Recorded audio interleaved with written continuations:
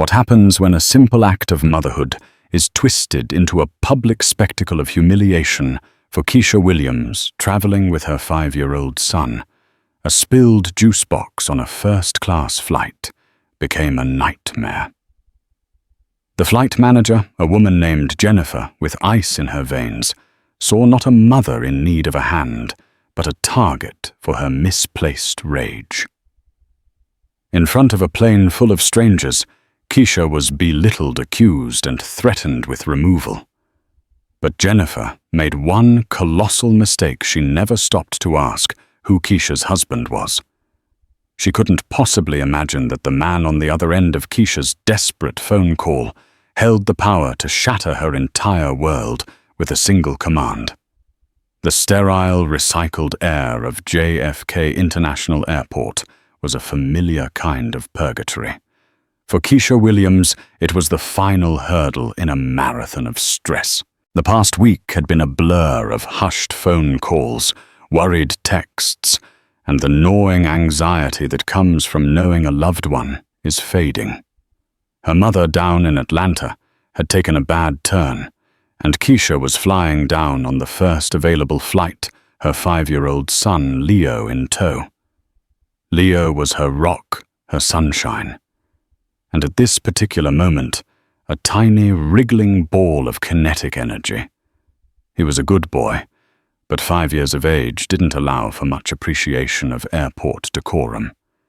He saw the moving walkways as treadmills, the gate announcements as a robot song, and the other passengers as a potential audience for his surprisingly accurate dinosaur impressions. Keisha, a successful graphic designer, with a portfolio that included major brands, had learned to compartmentalize. Today she was just a mum. She wore comfortable joggers, a soft hoodie, and her hair was pulled back in a simple, elegant puff. There were no signs of the high-powered creative director who could command a boardroom. There was only the exhausted daughter and the patient mother. She'd used her husband's executive travel perks to book 2 last-minute seats in first class, not for the luxury, but for the space. Traveling with a small child was an athletic event, and the extra room was less a perk and more a necessity for her sanity. As they boarded flight AA-1009 to Atlanta, Keisha could feel the tension in her shoulders begin to ease. They found their seats, 2A and 2B. Leo immediately became fascinated with the electric seat controls, his little fingers pressing every button with scientific curiosity. "Okay, sweetie. Let's just get settled first," Keisha said, gently, guiding his hands away. "We can explore your new spaceship in a minute." That's when she first saw the flight manager. Her name tag read Jennifer. She was a woman who seemed wound too tight, her blonde hair pulled back in a severe bun that looked like it hurt. Her smile was a thin, painted-on line that didn't reach her eyes, which were scanning the first-class cabin with a look of predatory scrutiny. Her gaze lingered on Keisha and Leo for a moment longer than necessary. A flicker of something unreadable, annoyance perhaps, before moving on. Keisha paid it no mind. People had their own battles. She was too preoccupied with her own. She got Leo settled with his coloring book and a juice box, a small concession to keep him occupied during takeoff. She leaned her head back against the plush leather, closing her eyes for just a second, sending a silent prayer for her mother's strength. The pre-flight bustle continued around them. A businessman in a crisp suit, Mark settled into the seat across the aisle. An older couple, the Hendersons, were quietly chatting behind them. The flight attendant assigned to their cabin, a young woman with a warm smile named Sarah, offered them pre-departure drinks. Keisha opted for water. And for the young pilot, Sarah asked, smiling down at Leo.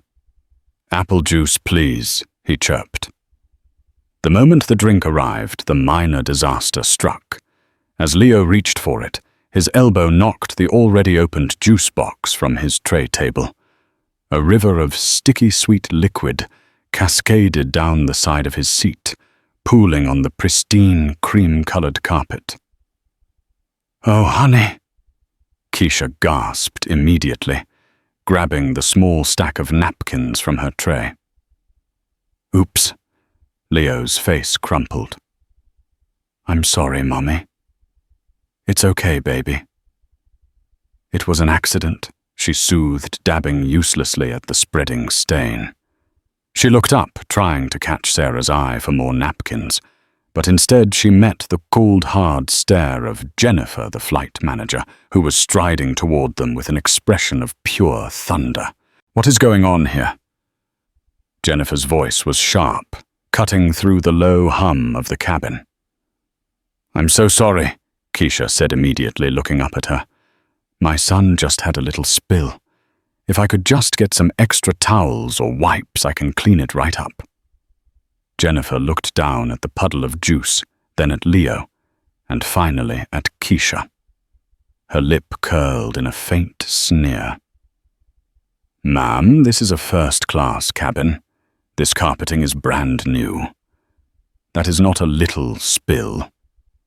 The accusation in her tone was immediate and undeniable.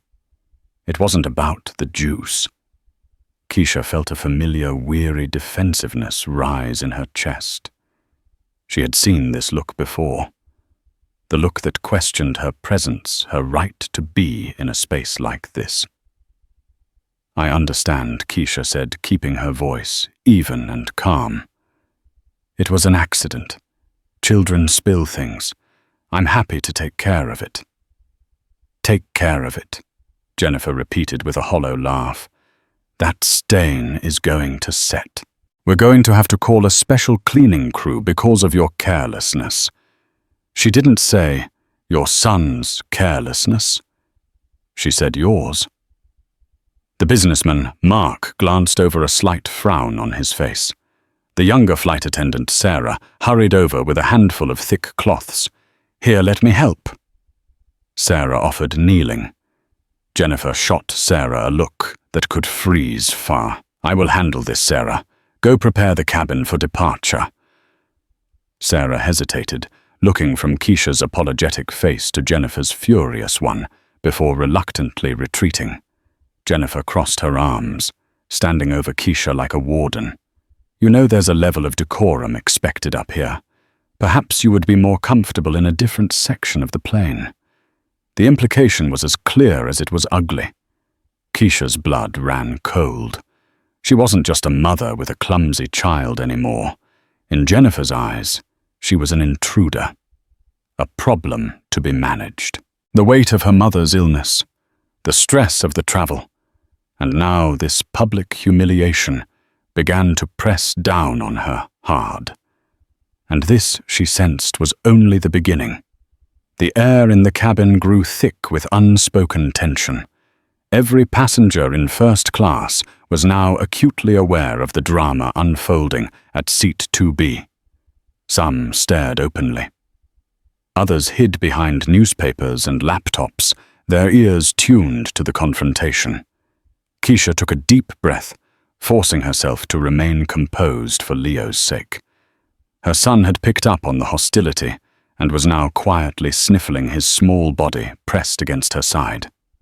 "There's no need for that," Keisha said, her voice firm but respectful. "We are perfectly comfortable here. It was a simple accident, and I've already apologized." Jennifer seemed to feed on Keisha's composure, her own aggression ratcheting up in response. "A simple accident that now requires airline resources to fix. This is exactly the kind of disruption we try to avoid." She leaned in, lowering her voice to a conspiratorial hiss that was somehow louder and more piercing than a shout. "Frankly, I'm surprised you could even afford these seats. We've had issues with fraudulent upgrades lately." The direct, venomous insult struck Keisha like a physical blow. It was no longer about a juice stain. It was a direct assault on her character, her race, her very presence. The businessman across the aisle, Mark, audibly cleared his throat. "That's a bit out of line," don't you think?" he said, looking at Jennifer. Jennifer's head snapped towards him. "Sir, I am the flight manager. I am responsible for the safety and comfort of all my passengers. I will handle this situation as I see fit." "Please mind your own business." She then turned her glare back to Keisha. "I'm going to need to see your boarding pass again, and your identification." Keisha felt a surge of indignation, but she complied. Arguing would only make it worse, especially with Leo watching his eyes wide with fear. She calmly retrieved her boarding pass and driver's license from her bag and handed them over. Jennifer snatched them and examined them under the cabin light as if they were forged documents. She held them up, scrutinized the photo. Then the name, her lips pursed in a thin, disapproving line. "Keisha Williams," she said, drawing out the name with a condescending lilt. "Is there a problem?" Keisha asked, her patience wearing dangerously thin. "I'll be the judge of that," Jennifer said, holding on to the documents. "You and your son will need to wait here. Do not move." She spun on her heel and marched toward the galley, leaving Keisha feeling exposed and powerless. The other passengers exchanged uneasy glances. The older woman behind her, Mrs. Henderson, leaned forward. "That was completely uncalled for, dear. Don't you pay her any mind." Keisha offered a weak, grateful smile, but her heart was pounding. This was escalating into a full-blown nightmare. She could feel the stares of everyone around her, a mixture of pity, curiosity, and judgment.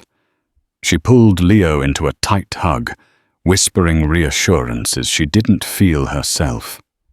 A few minutes later, Jennifer returned, flanked by a gate agent. The sight of the second uniformed official sent a fresh wave of panic through Keisha. "Ma'am?" The gate agent began looking uncomfortable. "Miss Collins here has reported a passenger disturbance and a potential seating discrepancy. She's claiming you've created a biohazard and are being non-compliant." "A biohazard," Keisha repeated in disbelief. "It was apple juice and non-compliant. I've done everything she's asked. This is insane." "Jennifer, this seems extreme," the gate agent, a man named David, muttered under his breath, clearly not wanting to be part of the spectacle. "I am exercising my authority as flight manager to ensure a safe and clean environment for our premium customers," Jennifer announced loudly for the benefit of the entire cabin. "This passenger and her child are a liability. I want them off this flight." Gasps rippled through the cabin.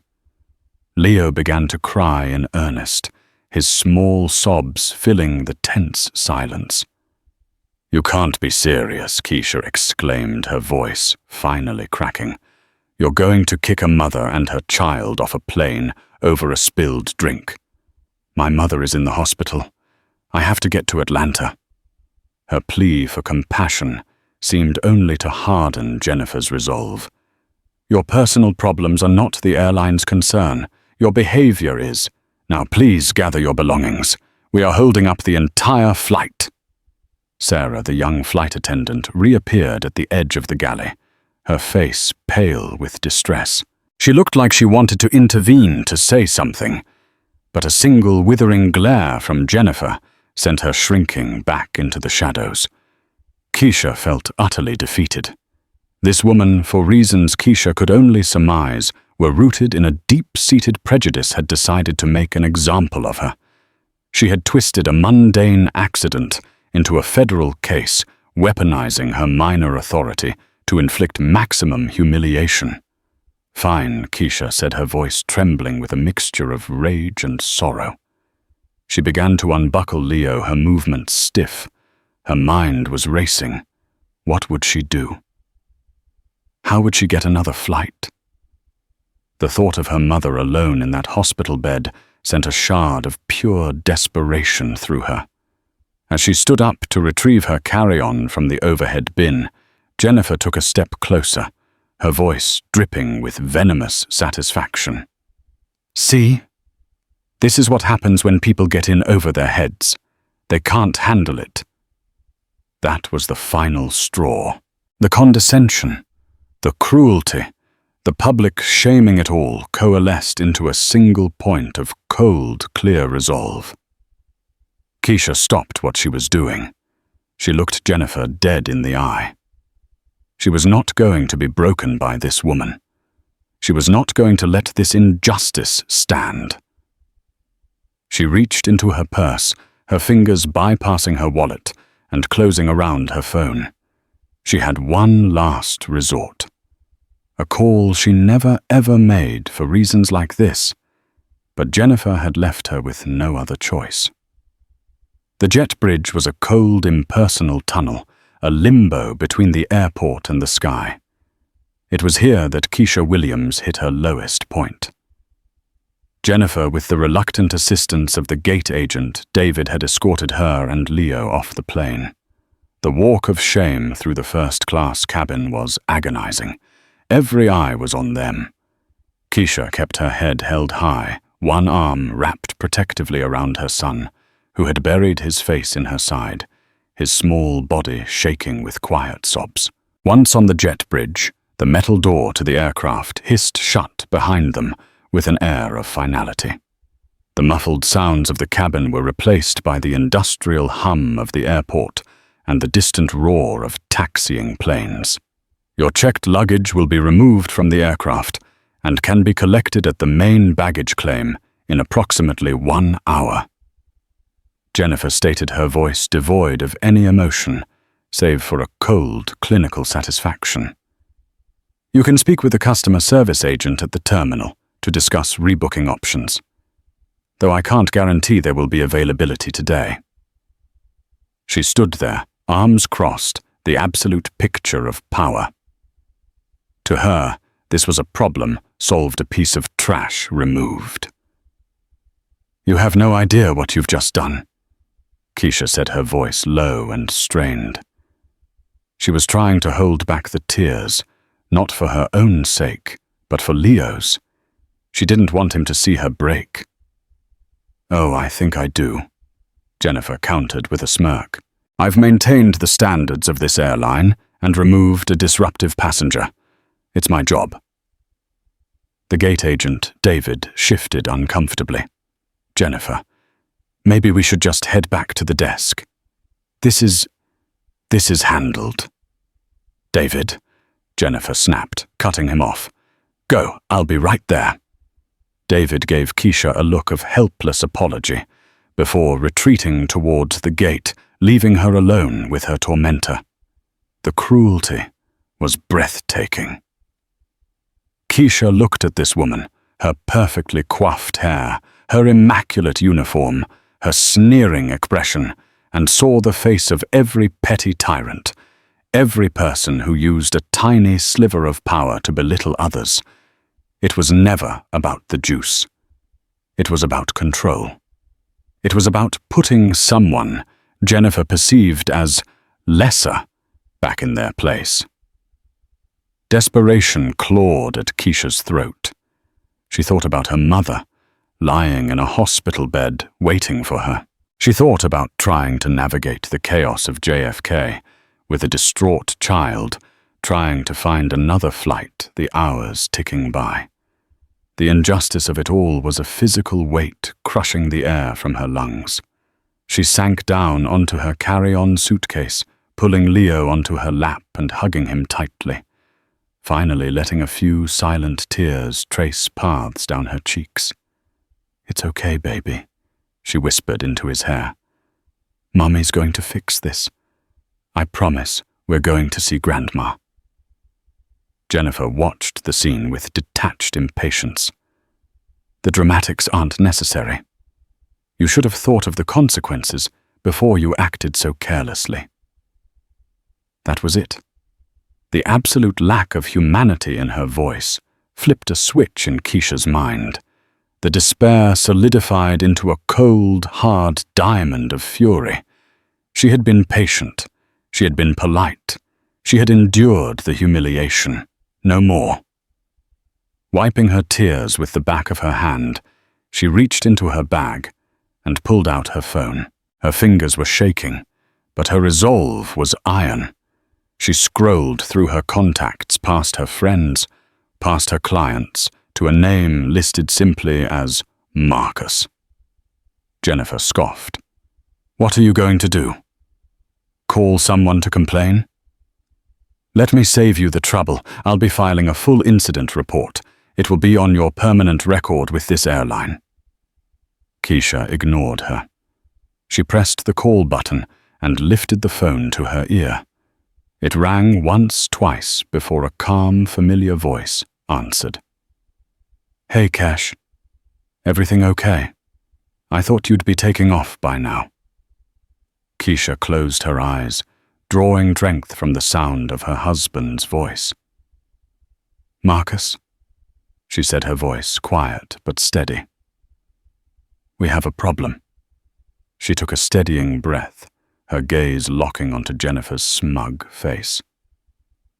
"We have a big problem here at JFK, Gate B42, Flight AA-109 to Atlanta." She didn't need to say more. She just relayed the facts, her voice low and precise, explaining what had happened. She detailed the spilled juice, the accusations, the public humiliation, and their current position stranded on the jet bridge. Jennifer rolled her eyes, making a show of looking at her watch. "Is your boyfriend going to come down here and fight your battles for you? Because security is just a phone call away." Keisha didn't answer her. She just listened to the silence on the other end of the line for a moment, and then to her husband's voice, which had lost all its earlier warmth and was now as cold and sharp as forged steel. "Stay right where you are, Keisha. Don't move. I'm handling it. Put your phone on speaker." Keisha did as she was told. "Okay, you're on speaker." Marcus's voice, now amplified by the phone's small speaker, filled the space on the jet bridge. It was a voice accustomed to command. "To the employee who removed my wife from the aircraft," he said, his tone dangerously calm. "May I have your name, please?" Jennifer's smirk faltered for a fraction of a second, replaced by a flicker of confusion. Still her arrogance held. "And who might you be?" she asked condescendingly. "My name is Marcus Williams," the voice from the phone replied. "I am the Executive Vice President of North American Operations for this airline. You have made a grave error in judgment. Now, for the last time, give me your name." The world on the jet bridge seemed to stop. The hum of the airport faded into a dull roar. The color drained from Jennifer's face, replaced by a ghostly mottled white. Her mouth opened, but no sound came out. The smugness, the arrogance, the power, it all evaporated in an instant, leaving behind only the stark, naked terror of a person who has just realized they have flown too close to the sun, and their wings have turned to ash. The name hung in the air on the jet bridge, heavy and suffocating. Marcus Williams, Executive Vice President of North American Operations. It was a name Jennifer Collins knew well. Not personally, of course. He was a titan, a near mythical figure in the corporate hierarchy, whose memos dictated policy and whose decisions could shape the futures of thousands of employees. He was the kind of executive whose picture was in the annual report, a man who flew on the corporate jet, not in a commercial first-class cabin. To Jennifer, he was an abstract concept of ultimate authority. And his wife was the woman she had just humiliated and ejected from a flight over spilled juice. Jennifer's mind scrambled to process the information, but it was like trying to catch smoke. Denial was the first instinct. It had to be a bluff, a desperate, pathetic lie. That's not possible." She stammered, the words catching in her throat. She looked at Keisha. truly looked at her for the first time, not as a stereotype or a nuisance, but as a person, and saw the quiet, unwavering certainty in her eyes. "Your name," Marcus's voice repeated from the phone, colder and harder this time. It was not a request. It was a command. "Jennifer. Jennifer Collins." She whispered the name, feeling foreign on her own lips. Jennifer Collins. Marcus repeated the sound of quiet, furious typing audible in the background. "Flight manager, flight AA1109. I see your employee file. Your record is extensive." The pause that followed was more damning than any tirade. "You will unlock the aircraft door. You will escort my wife and son back to their assigned seats. You will apologize to them both. Then you will report to the cockpit and inform the captain that he is to await a direct call from me on the company channel. He is not to move from the gate under any circumstances. Are my instructions clear?" Each word was a hammer blow systematically dismantling Jennifer's reality. Her authority, which she had wielded like a weapon just moments before, was now utterly worthless. She was no longer a manager. She was a disgraced subordinate, receiving orders from the highest level. Numbly, she turned and swiped her keycard to unlock the plane door. The hiss of the seal breaking sounded like a final gasp. As the door swung open, the faces of the first-class passengers stared back, their expressions a mixture of shock and dawning comprehension. They had heard the entire exchange through the open door. Keisha stood up, taking Leo's hand. She walked past Jennifer and back onto the plane without a word. The silence that followed was absolute. The businessman Mark met Keisha's eyes with a look of profound respect. The Hendersons behind her seat were beaming. Sarah, the young flight attendant, rushed forward, her face a mask of relief. "Mrs. Williams." "I am so sorry," Sarah began. "Is there anything at all I can get for you? For your son?" "We're fine, Sarah. Thank you. None of this was your fault," Keisha said, her voice filled with a grace that Jennifer could never comprehend. Jennifer followed them onto the plane like a robot, her movements stiff and jerky. She stood in the aisle, the focus of every passenger's attention, her face a burning mask of shame. She had to apologize. It was a direct order. She faced Keisha, her eyes darting around, unable to make direct contact. I apologize," she mumbled the words, tasting like acid. "You'll apologize to my son," Keisha said quietly, her voice unwavering. Jennifer's gaze dropped to the small boy, who was now safely buckled in his seat, looking at her with wide, uncertain eyes. The sight of him seemed to finally break through her shock. This was a child she had terrified, a mother she had tormented. For what? A fleeting sense of power. "I'm sorry," she said to Leo, her voice barely audible. Then, as instructed, she turned and made the long, lonely walk to the cockpit. Every step was a fresh wave of humiliation. The whispers followed her, the contemptuous stares burning into her back. The power dynamic had not just shifted, it had inverted with seismic force. She was no longer the queen of her small aluminum kingdom. She was a ghost, a pariah in her own uniform.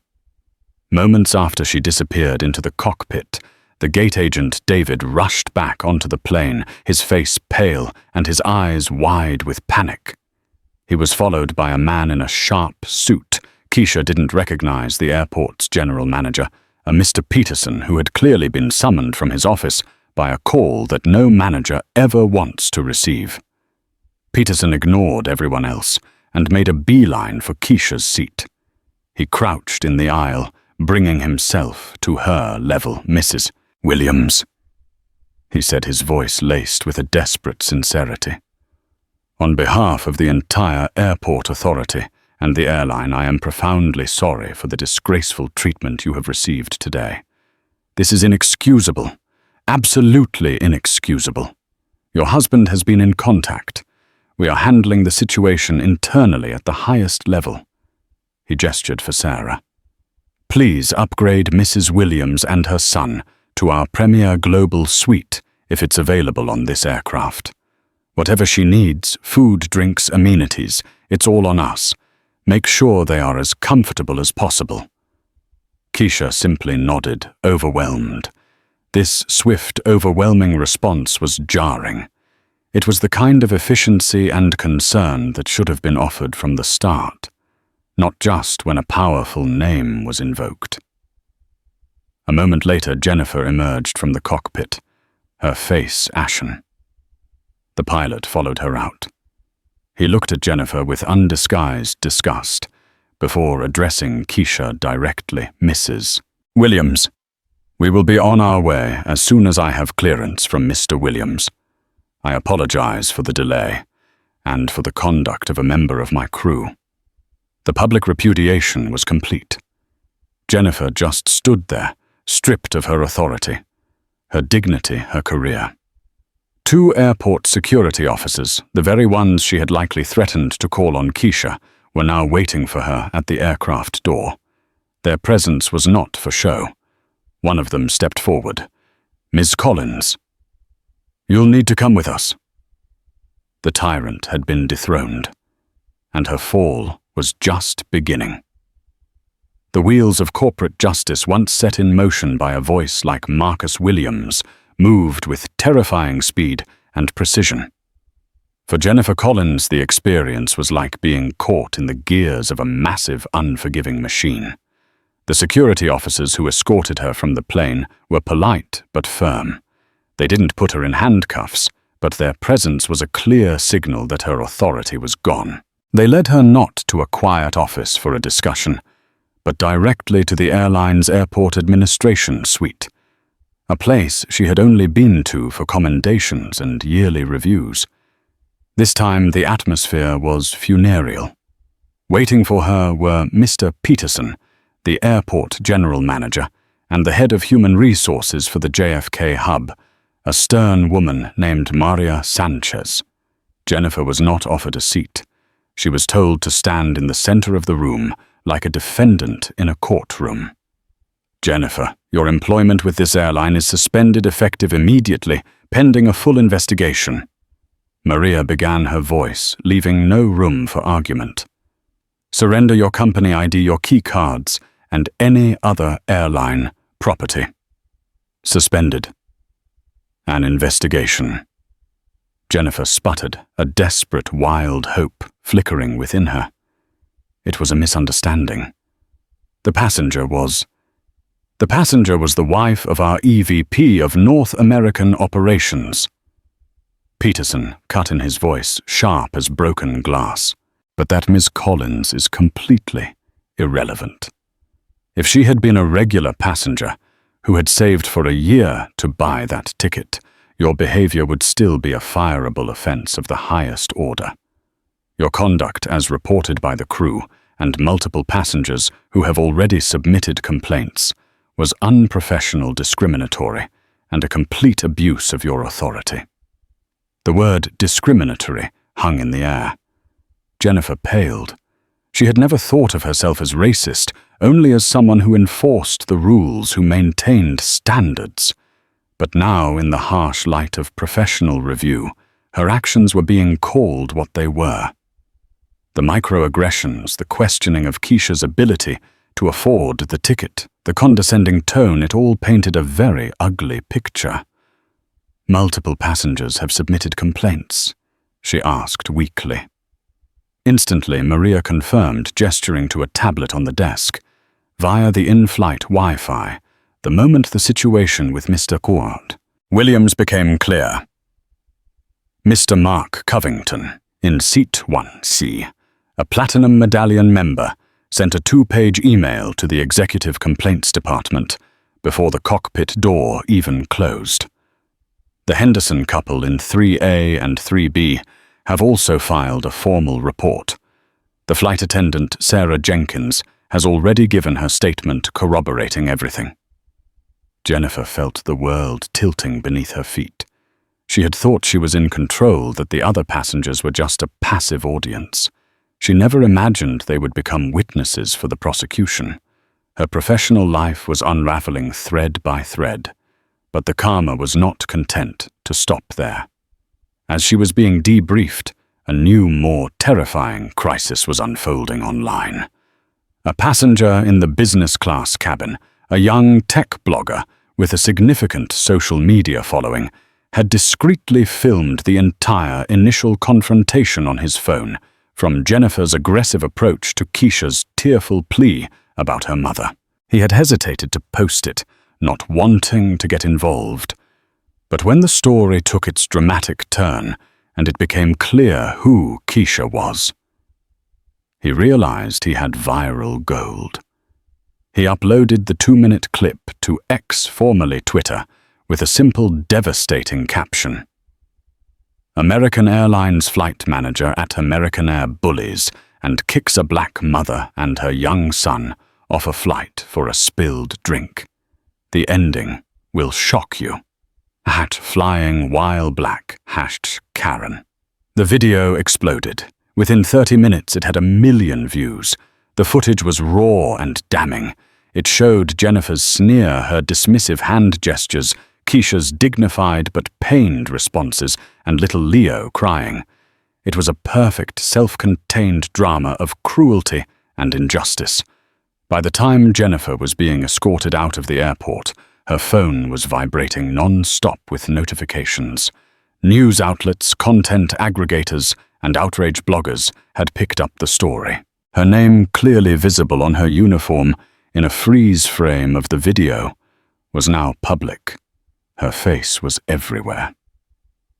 Back on flight AA-9, now taxiing toward the runway, Keisha was blissfully unaware of the digital firestorm. She was focused on Leo, who had finally calmed down after Sarah brought him a special pilot wing pin and an ice cream sundae from the premium snack stash. The plane felt different. The air was lighter. The Hendersons gave her a thumbs up as they passed on the way to the lavatory. Mark, the businessman, leaned across the aisle just before the final takeoff announcement. "For what it's worth, Mrs. Williams," he said sincerely, "you handled that with more grace than I could have imagined. That woman got exactly what she deserved." Keisha managed a small, tired smile. "Thank you. I just hope no one else ever has to go through that." She leaned her head back and closed her eyes as the plane finally lifted into the sky. She had won. The bully had been punished, but the victory felt hollow. The relief was tainted by the bitter knowledge that if her husband hadn't been Marcus Williams, her story would have ended very differently. She would be the one navigating the hell of rebooking her name on an internal airline blacklist, her spirit crushed. The injustice was not just in what Jennifer had done, but in the system that allowed her to do it, and the privilege required to stop her. The karma that was hitting Jennifer Collins was not just about getting fired. It was about the complete and public annihilation of the false reality she had built for herself. Her world wasn't just unraveling. It was being erased. The flight to Atlanta was smooth and uneventful, a stark contrast to its chaotic beginning. Keisha and Leo were treated with an almost reverential level of care by Sarah and the rest of the crew.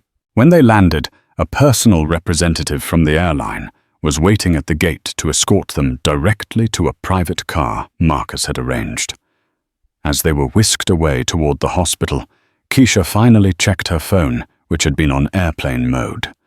She was met with a tidal wave of notifications, dozens of texts from friends and family, all asking if she was okay, all sending links to the same viral video. With a sense of dread, she clicked one. She watched the 2-minute clip, seeing herself through a stranger's eyes. She saw her own pained expression, heard the tremor in her voice, and felt a fresh wave of humiliation and anger wash over her. But then she read the comments, thousands upon thousands of them. They were overwhelmingly supportive. People shared their own horror stories of travel, of facing discrimination, of being belittled by people in positions of minor authority. Her personal nightmare had become a public rallying cry. Meanwhile, for Jennifer Collins, the landing was much harder. By the time she arrived home, her face was plastered across every major news website. Airline Karen, they called her. The video, stripped of context about Marcus Williams, was presented as a pure case of corporate abuse. American Airlines, caught in a PR catastrophe of its own making, had no choice but to act decisively. Before Keisha's plane had even touched down in Atlanta, the airline released a public statement. It didn't mention Jennifer by name, but the message was clear. We are appalled by the unacceptable behavior displayed by a flight manager in a video circulating online. This conduct does not reflect our values of respect and empathy. The individual in question has been terminated effective immediately. We have reached out to the passenger to offer our deepest apologies. Fired, not suspended. Terminated. Jennifer saw the statement on a news alert on her phone while sitting in her sterile grey apartment. The word terminated felt like a death sentence. 22 years she had given to that airline. She had started as a junior flight attendant, working holidays and weekends, sacrificing relationships and personal time to climb the ladder. She had prided herself on her professionalism, her adherence to the rules. In her mind, she was the company's staunchest defender. And they had cut her loose in a single press release, throwing her to the digital wolves without a second thought. The phone started ringing. It was her sister, then her friends, then her mother. They had all seen the video. Their reactions ranged from shock to horrified disappointment. "Jen, what were you thinking?" her sister asked, her voice strained. "You looked like a monster." The karma was relentless and multifaceted. The digital doxing began in earnest. Internet sleuths found her social media profiles, her LinkedIn account, even her address from public records. Her life was turned inside out. Threats and hateful messages flooded her inbox. A pizza she didn't order showed up at her door, then another and another. She deactivated her accounts, but it was like trying to put out a forest fire with a glass of water. The screenshots were already everywhere. She became a meme, a symbol of entitled bigotry. A week later, a certified letter arrived. It was from the legal department of the airline. They were formally notifying her that due to the reputational damage and potential lawsuits stemming from her actions, they would be contesting her severance and any unemployment claims. She was on her own. Financially, professionally, socially, she was utterly ruined. Her attempts to find another job in the industry were met with closed doors. The viral video was her new resume, and no airline would touch her. She was radioactive. The career she had painstakingly built over 2 decades was gone in the span of a single afternoon, because of a choice she had made, a choice to be cruel instead of kind, to escalate instead of de-escalate, to judge instead of help. One evening, about 2 weeks after the incident, Jennifer sat in her silent apartment, watching a local news segment about the fallout. They were interviewing a passenger from the flight, the businessman Mark Covington. "What I saw was a complete abuse of power," he said to the reporter. That flight manager targeted a woman who was just trying to manage her child in a stressful situation.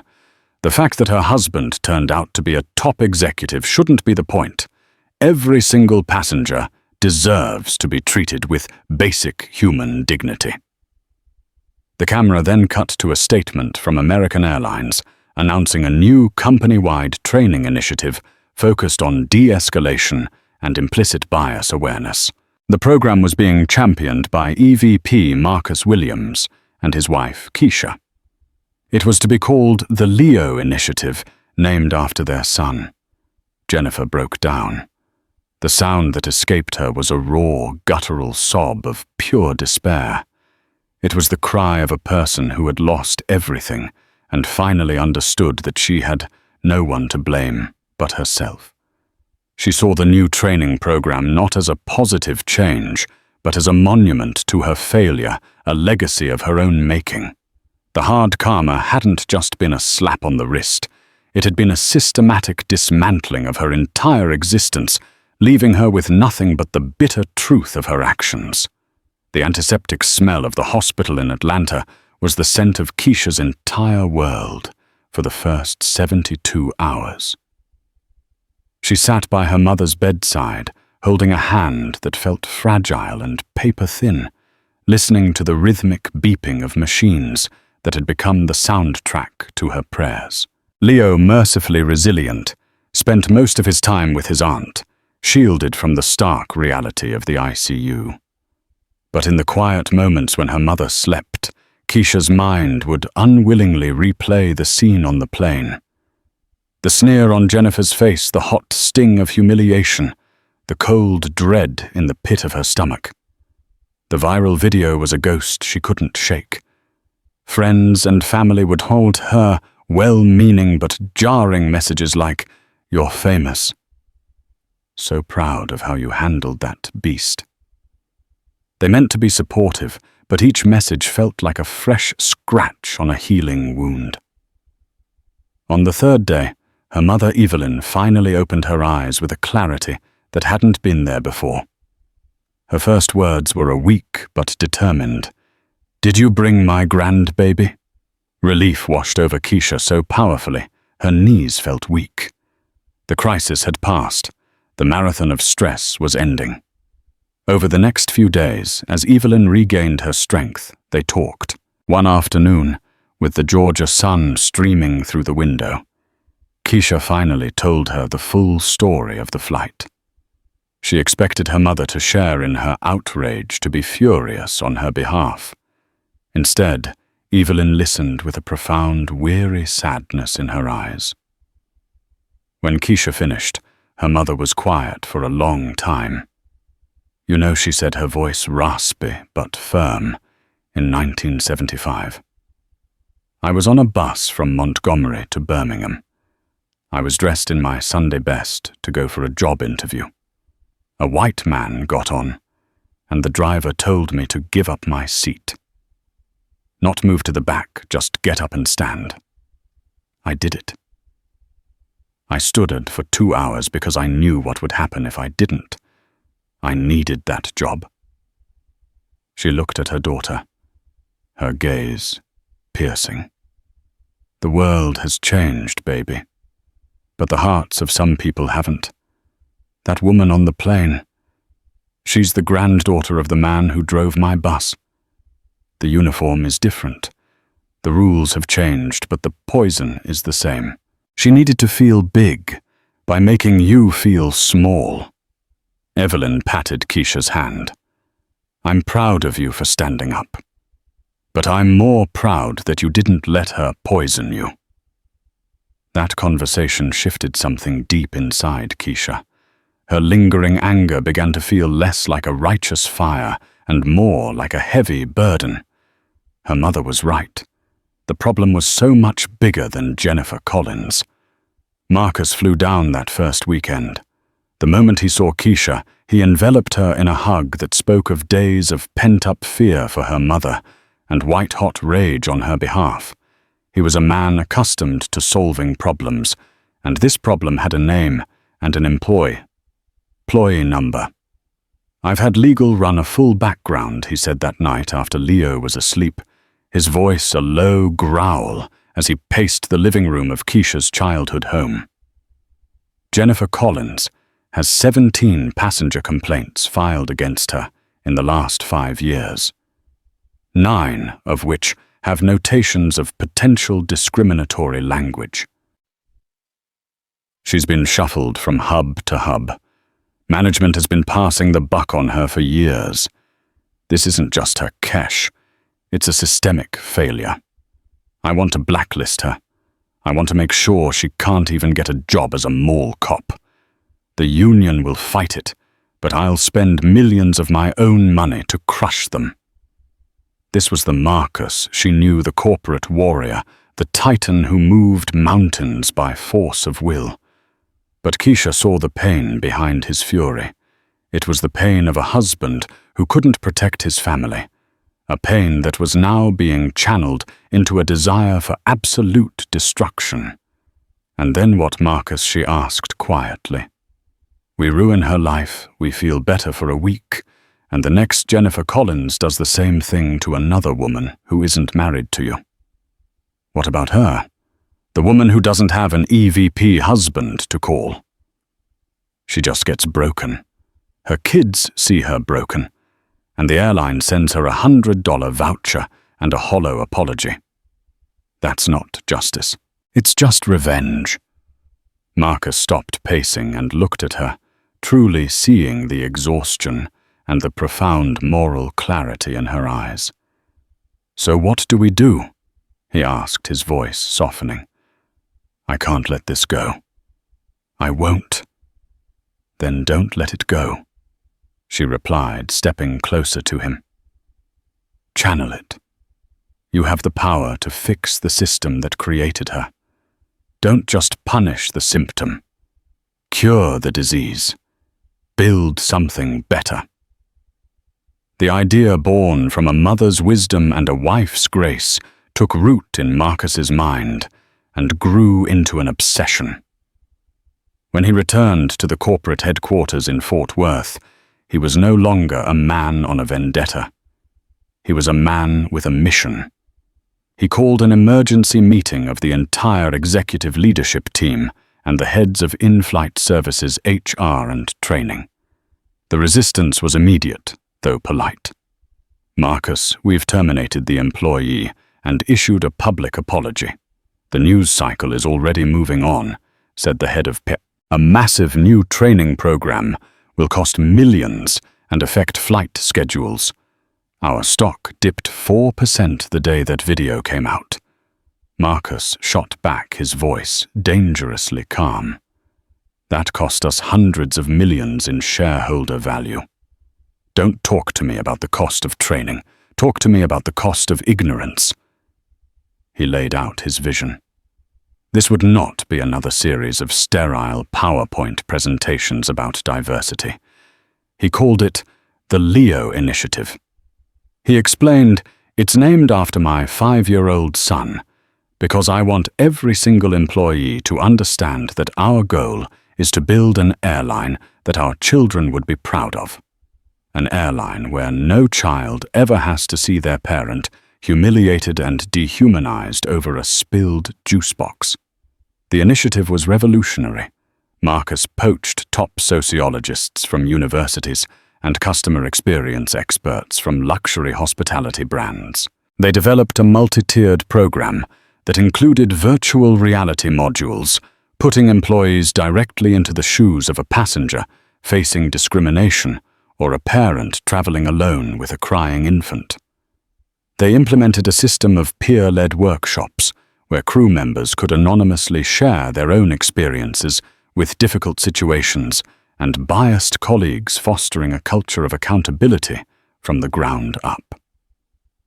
One of Marcus's first and most crucial decisions was about who would lead this new charge. He reviewed the file of Sarah Jenkins, the young flight attendant who had tried to help Keisha. He saw a spotless record, glowing passenger reviews, and a notation from the flight's captain praising her composure and compassion during the incident. Sarah was in the middle of a shift serving drinks on a flight to Denver when she was told to call the office of the Executive Vice President of North American Operations as soon as she landed. The message sent a bolt of pure terror through her. She spent the rest of the flight in a cold sweat, convinced she was going to be fired for her proximity to the scandal. When she finally made the call, trembling in a quiet corner of the Denver airport, Marcus's voice on the other end was warm and direct. He thanked her for her courage and kindness, and then he offered her a promotion to a senior management position, overseeing the rollout and implementation of the Leo initiative for all in-flight personnel. Sarah was so stunned, she dropped her phone. The promotion came with a significant raise, a full relocation package to Fort Worth, and most importantly, the power to make a real difference. A week later, she had a video call with Keisha, who personally thanked her. "You were a light in a very dark moment, Sarah," Keisha said. "That's why you're the perfect person for this. You lead with your heart." As the initiative rolled out, the story of Flight AA1109 became institutional law. New trainees would hear the whispered cautionary tale, a reminder of the awesome responsibility they held and the catastrophic consequences of abusing it. Keisha and Marcus, meanwhile, made good on their promise to help others. They launched the Graceful Skies Foundation, a non-profit dedicated to providing immediate financial and legal support to passengers who were wrongfully removed from flights or mistreated by airline staff. Their first case was a single father from Chicago, a Muslim man who was removed from a flight after another passenger complained he was making her nervous. The foundation hired a top civil rights lawyer and funded his lawsuit, winning a landmark settlement and forcing another airline to reevaluate its security protocols. Months after the incident, as the Leo initiative was beginning to show tangible results in the airline's internal culture and customer satisfaction scores, Keisha finally agreed to record one internal video. She sat in her own home office, a beautiful painting Leo had made on the wall behind her. "My name is Keisha Williams," she began, her voice steady and clear.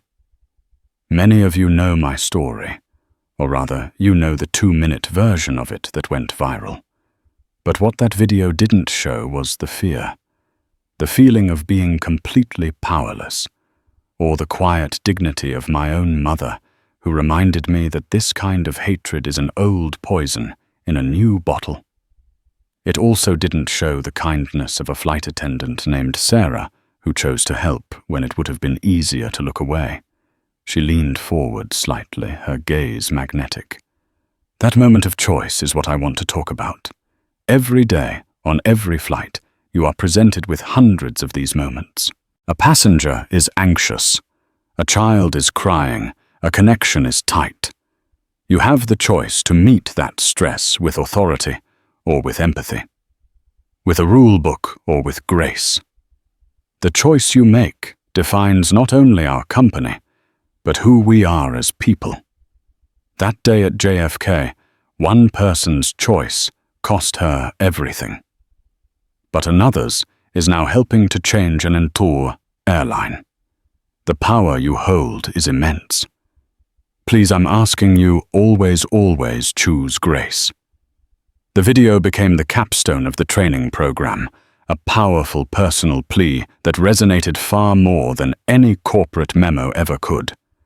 The karma that had so completely obliterated Jennifer Collins' career had created a vacuum, and in its place, Keisha and Marcus had built a legacy not of revenge, but of redemption.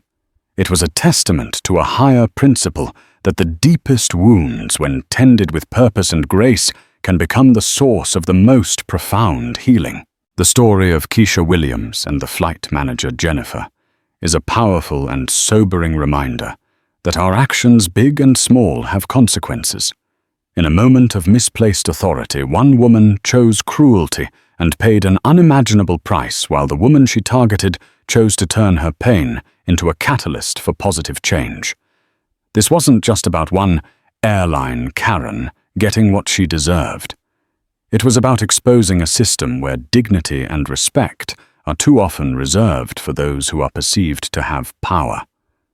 Keisha's story reminds us that true strength is not in how we wield authority, but in how we offer grace, especially when it's least expected. If this story resonated with you, please hit that like button to help us share it with more people. What would you have done in this situation? Let us know your thoughts in the comments below. And don't forget to subscribe to the channel and ring that notification bell so you never miss another story of drama justice and the powerful lessons life has to teach us. Thank you for listening.